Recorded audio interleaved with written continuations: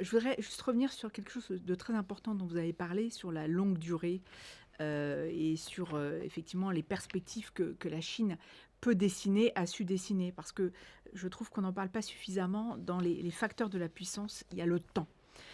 Et c'est vrai que le temps, eh bien, n'avantage pas les démocraties, nos démocraties qui vivent au rythme de la concurrence partisane, des élections qui sont de plus en plus nombreuses et qui rendent difficile de définir des stratégies à long terme. C'est vrai que la Chine nous a donné, de ce point de vue-là, une leçon magistrale parce que elle a en 2025 sorti donc, mis sur le marché un système d'intelligence artificielle DeepSeek qui s'est révélé très performant, alors que c'est très tardivement que la Chine a pris le train en marche par rapport aux États-Unis. Et surtout développé à très faible coût par rapport à OpenAI Exactement, ou d'autres qui modèles. mobilise énormément de capitaux.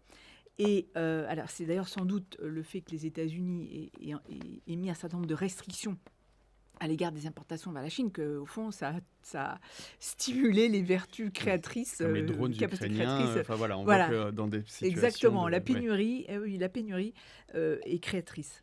Elle procède, elle peut aussi faire émerger le génie. Mais en tout cas, c'est vrai que la Chine se définit des plans made in China.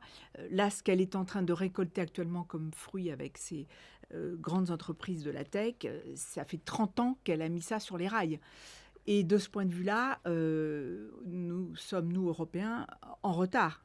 Et c'est vrai que le facteur temps, on ne l'a pas. Poutine l'a, le facteur temps. Il l'a aussi, parce qu'il a modifié la Constitution. Il peut théoriquement se maintenir jusqu'en 2036. Je crains personnellement que la guerre d'Ukraine ne soit son tombeau à terme, mais enfin ça c'est une autre affaire. Mais il s'est aussi donné le temps.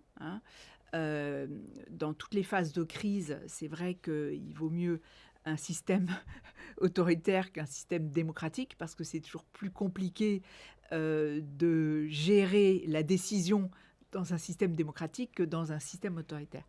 Mais donc, chacun de ces États, il a une idée de sa puissance, de ce que doit être sa puissance, plutôt traditionnelle au fond chez Poutine. Il reste, c'est quand même un homme, si je puis dire, du passé. Il reste ancré, il avait 20 ans dans les années 70, au début des années 70, il reste ancré dans l'image de la guerre froide. Donc il reste avec l'image d'une économie dominée malgré tout par les matières premières, le territoire, la population, là aussi, il a du souci à se faire, alors que la Chine, elle est clairement montée dans le train de la modernité technologique. Et je pense que les Chinois ne vont pas commettre l'erreur de la Russie de s'enferrer dans un conflit secondaire qui va se révéler un véritable poids. La Chine, peut-être qu'elle mettra la main un jour sur Taïwan, mais elle va commencer par essayer de le faire par la persuasion, elle aussi, par le soft power, avant éventuellement d'envisager une quelconque intervention armée. Donc, effectivement, chaque État avec son histoire, son imaginaire, aussi la façon dont il se projette dans le futur. Bon, pour Xi Jinping, très clairement, et ça c'est le problème des dictateurs, s'ils veulent rester longtemps au pouvoir, il faut qu'ils se donnent les moyens d'y rester, et donc de satisfaire un certain nombre de besoins de leur population. Ils sont quand même à l'écoute de la population, ils sont contraints à ça. Et c'est d'ailleurs la force du modèle alternatif chinois. C'est la notion d'efficacité. C'est de dire, vous avez peut-être les élections, mais vous n'avez aucune efficacité, vous n'êtes pas en mesure d'apporter la prospérité à vos populations, alors que nous, les élections, c'est peut-être pas au centre du système. C'est discutable absolument. Quand on regarde l'état de prospérité des populations européennes, par exemple, ou des populations chinoises. Absolument. Mais